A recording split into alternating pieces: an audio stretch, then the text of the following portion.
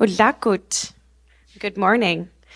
Uvanga sanarayak nunavut mutak sayoyunga. So the way that we say sanarayak, so the J is actually a Y sound, and it is formerly known as Hall Beach.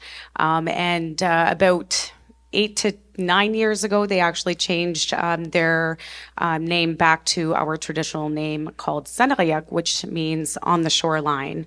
And I seen a lot of people had put their hands up for having heard of Inuit throat singing before. Have you heard it live in person? Oh, a good portion. Well, I'm only one person, so I hate to disappoint y'all, but it's going to sound very different. Yeah, so I actually learned how to throat sing. Actually, I first heard of throat singing when I was about 17, and I actually heard it from my sister. And so I was born in Iqaluit, Northwest Territories at the time. And like all Baffin babies that are born, you're born in Iqaluit because that's the only place that has a hospital. And I was raised in Seneriak, which is my hometown. And by the age of 10, we actually moved down to Ontario, Renfrew to be exact. We were there for about a year and then we moved to Eganville. And I haven't left since. My sister, however, she is living in Nunavut, and she was actually traditionally adopted to my grandparents. Customary adoption is really big in our community. And when you are customarily adopted, you know who your biological family are, you know who your parents are, your siblings, and you have a relationship with them. And so growing up, I only ever knew her as my sister, not as my aunt. And she stayed behind in Seneriak with my grandfather because that's who her father was. And it took me some time, but we had conversations after conversations and hours and hours of talking about, me moving back when I'm 18 to, come live back home again. But I ended up getting pregnant with my son, so I stayed put in Eganville. And during that time, my sister had heard about throat singing. And she says to me, have you heard of katajak before? Which is throat singing. And I'm like, what's that? She's like, you're going to have to watch some YouTube videos. And so, of course, I started looking at YouTube videos and I seen some traditional throat singing, but I had no idea that it was two people with making the same rhythmic noises, but only half a second apart. So when I started learning, I was trying to do it all myself, and I got so lightheaded, and I'm like, I don't understand how this works. So my sister taught me by phone, and we didn't have Skype or Zoom or any of that back then, and it was all by telephone, and it was actually landline, believe it or not. I'm not trying to age myself or anything, but it was by landline, and she was teaching me some songs, and she said, the first song you want to learn is Hamma. And I'm like, Hamma? She's like, yeah, like, Hamma. And so I kept trying it, and it was like, I don't even know how to pretend not to do hummas anymore. But that is the first song that any throat singer is taught is Hamma, Hamma, Hamma, Hamma, Hamma, Hamma, Hamma, Hamma. And so I'm going to get all of you to try going Hamma. Let's hear it.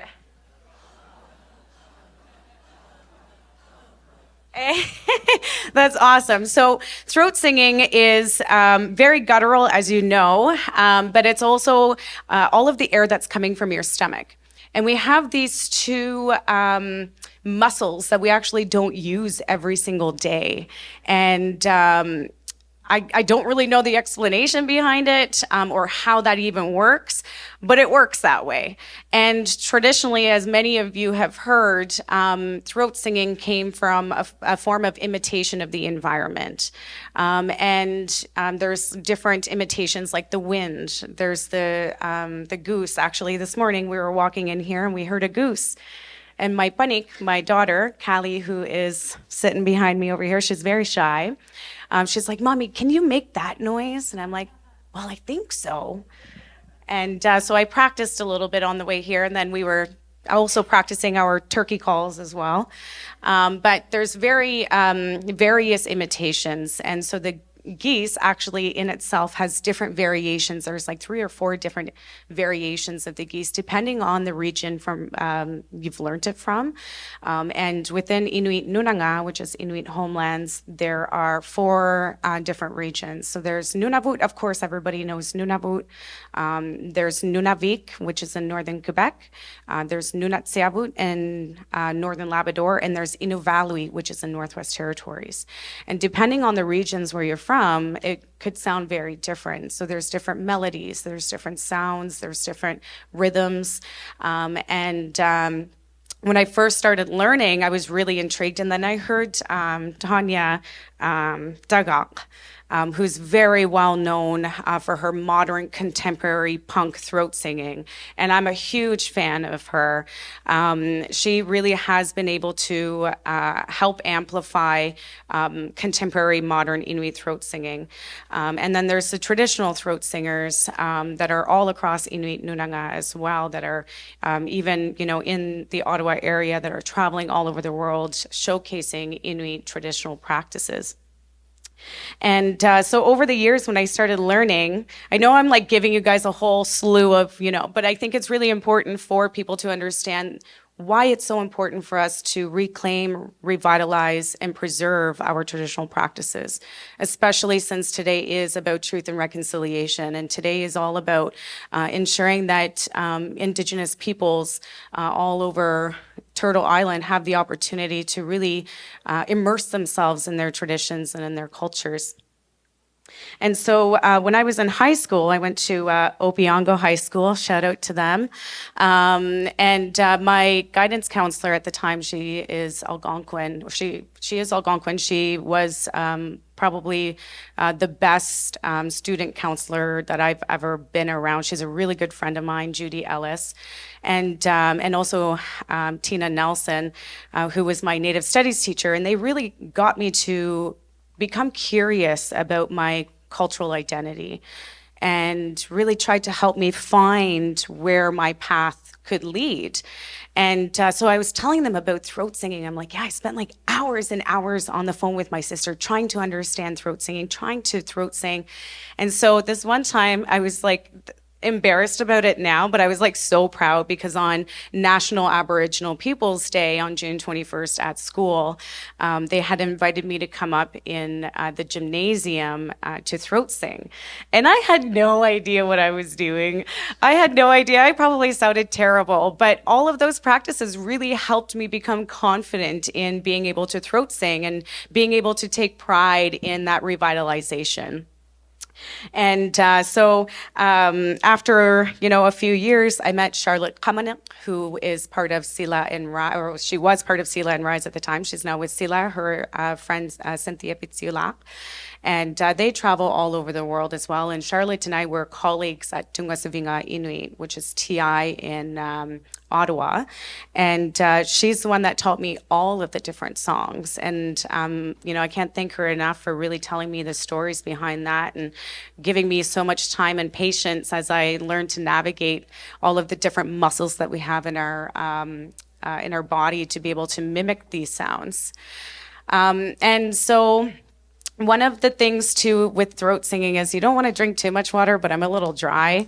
You're actually supposed to drink something warm like tea because it really helps with the muscles and relaxing the muscles. And I really want to, there's this one song, I mentioned that everything mimics the environment, but there's this one particular song that I can't emphasize the importance and significance of, and it's called Kimirwapik. And Kimirwapik is the poor little puppy. And this song actually has words in it, and the words are, the poor little puppy always gets the leftovers, but it's still good. So when I hear that and when I'm singing that, it really puts me in a place of appreciation for, this little girl who had a dog team, and there was this one little runt in the dog team who was literally getting all of the leftovers. But she kept practicing and working with him, and sure enough, this poor little puppy became the leader of the dog team. And for me, that really comes down to preservation, promotion, and protection of Inuit throat singing. So I'll give you an example. It doesn't sound the same when there's only one person. I was like looking around and I'm like, do I know anybody here that are Inuk that can throat sing? But I haven't been able to find anybody. Oh, thank you for the tea. And so anyways, this song is very meaningful, and actually my business partner Matt, I don't know where he went, but we recently did a throat song mixed with Métis music, and for us it really is about that connection that Inuit and Métis have, and we really wanted to be able to emphasize that connection that we have, because Inuit are also really big into square dancing. We have fiddle, we have accordion, so we're very well connected when it comes to that music as well. So we wanted to be able to blend those two. Being Inuk myself and my business partner being Métis, we really wanted to showcase our identity within our business, and also for people to be able to relate to that. And the song was Qimoroapik. And yeah, it's amazing. It's not available right now, but I'm giving you guys a little teaser. So Qimoroapik goes very much, hopefully, like this.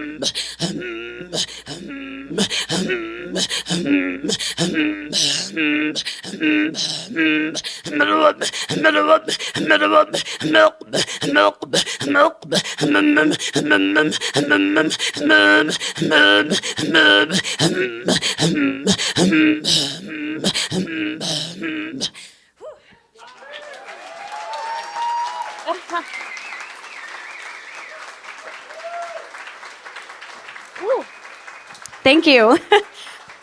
I went a little quick, and so there's a really funny story to that as well. So when we were doing the song, we were creating this song, and the fiddle player was Alex Kosarak, who is Métis. And he's like got to be one of the best fiddle players that I've ever heard in Canada. And so he is telling me the rhythm, right? So he's tapping his foot. And I had to go with the tapping of his foot for the speed of the throat song. And it was like the hardest and the fastest time that I've ever done it. But I have to say right now it was probably the fastest. But with throat singing, it's between two women, typically, but you will see a lot more male Inuit that are throat singing now. But it's between two people. There's a leader and a follower. And the leader is the one that sets the song, the tone, and the pace. But any given time, the follower can actually change the song or the rhythm or the pace. And so it's a friendly competition between two people. And it was a way of passing time. While Inuit men were gone out hunting and providing for their family, the women were left at the camp to tend to the igloo, the kammak with the children. And so because of that, they started imitating the environment. There's one called Gulvaluk, which is the river, and it seems very fitting because we're here at the Mississippi. It makes sense to give you an example of that, but again, it sounds very different when there's two people. It's much better when you hear it from two. You can really hear when you're listening to it the vision of water hitting rocks and so on and so forth.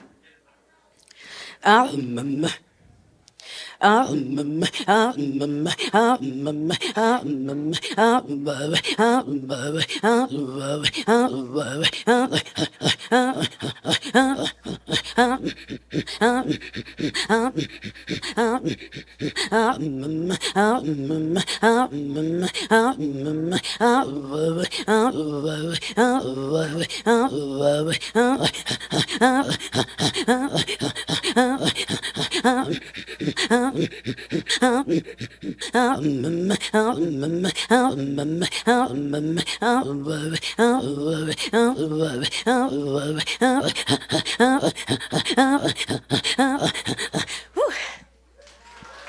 no expert.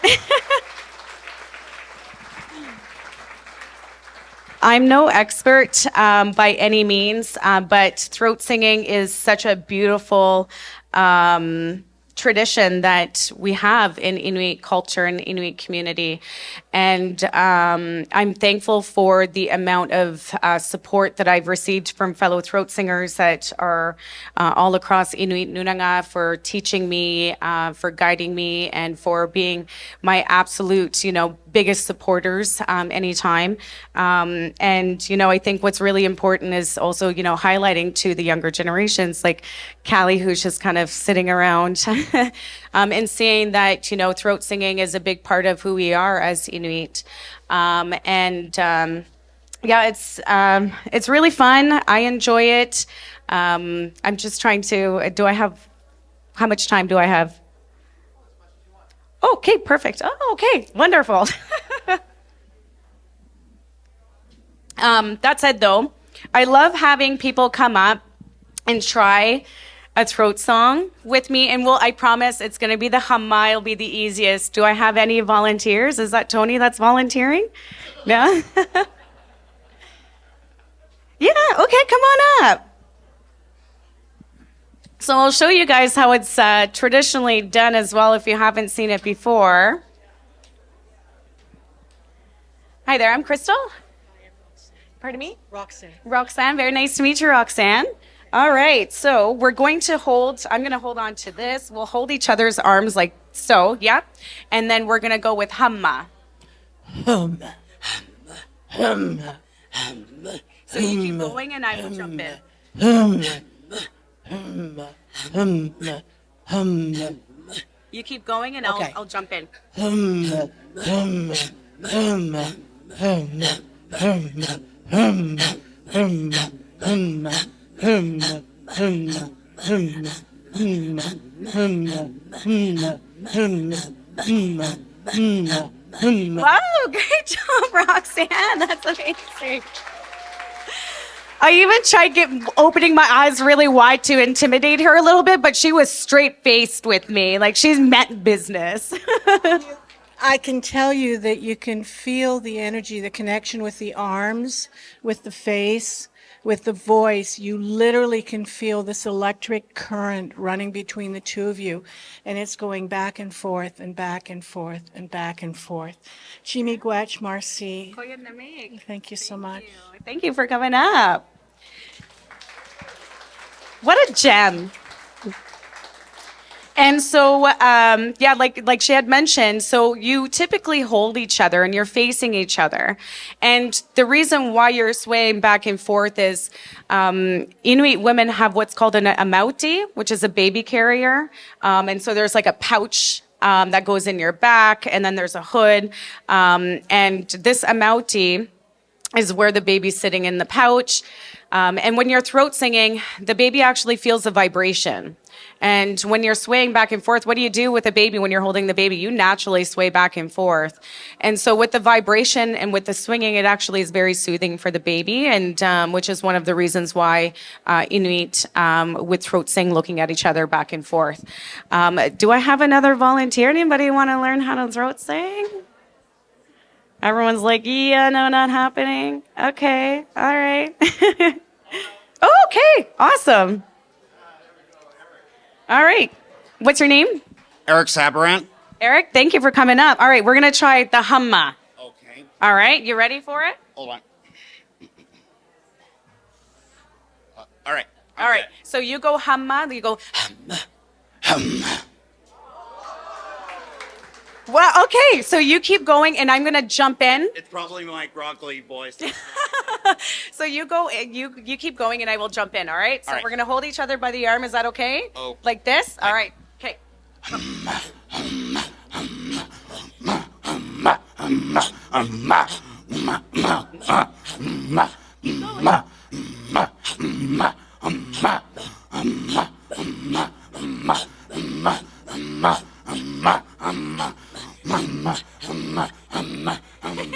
Right on, congratulations.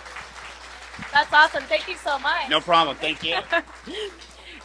And there's a lot more, like I said, a lot more male are starting to throat sing. And actually, Charlotte, my really good friend, her brother, who's a really good friend of mine and colleague as well, Kevin Kamanak Mason, he also throat sings. And him and I used to share an office in Ottawa together at TI. And when I heard him throat sing, like I just got right away, my ears perked up and I got goosebumps. And I'm like, that is such a deep tone. Like, who is doing that? And sure enough, it was Kevin.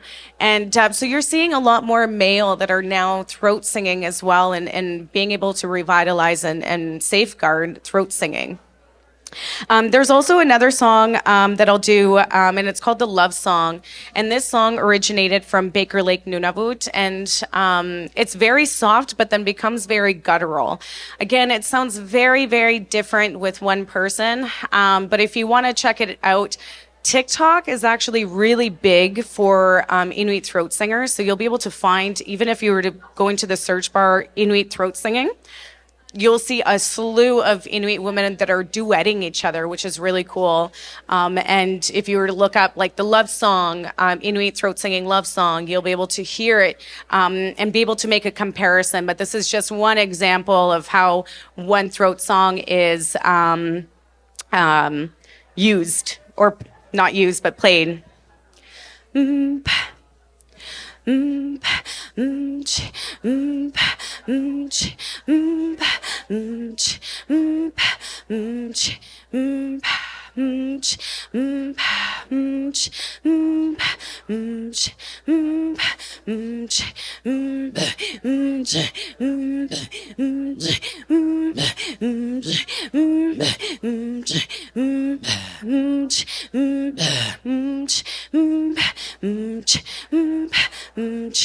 So that's a love song. Thank you.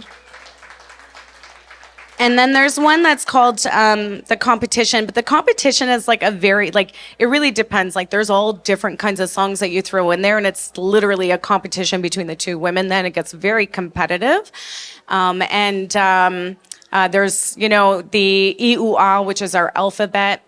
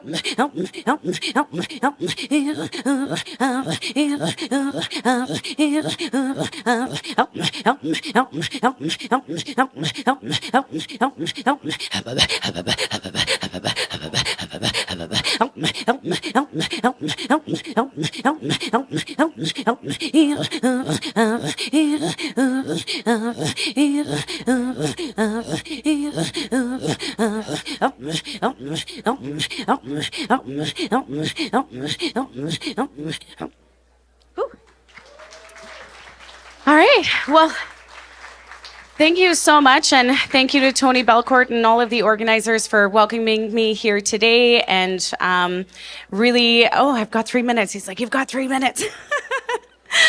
Yeah, so again, I really appreciate having the opportunity to be here, and really looking forward to connecting with some folks as well. And with throat singing. Some free advertisement. I'll do that. Yeah, so I am co-founder of Indigenous Geographic, which is a film production and educational company with my business partner, Matt LeMay, who is taking a picture over there right now, and he's walking around with a camera. And we work with Indigenous communities, organizations all across Canada and actually internationally in helping to amplify Indigenous stories through Indigenous lens. Majority of our team, I think it's like 98% of our team members are Indigenous. So we represent all Inuit, Métis, and First Nations on our team, which is very, very important to us. And we're spread across from coast to coast to coast. We are not just in Ontario. We have team in Saskatchewan, in BC, Nunavut, Nova Scotia. We are literally coast to coast to coast, and we're all about amplifying Indigenous voices. And today on TRC Day as well, one of the films that we worked on with the Métis Nation Saskatchewan is a documentary, an 18-minute documentary called Waiting for Justice. The Isla Cross survivors of residential school have not seen justice, and Métis are the only ones that have been left out in the TRC.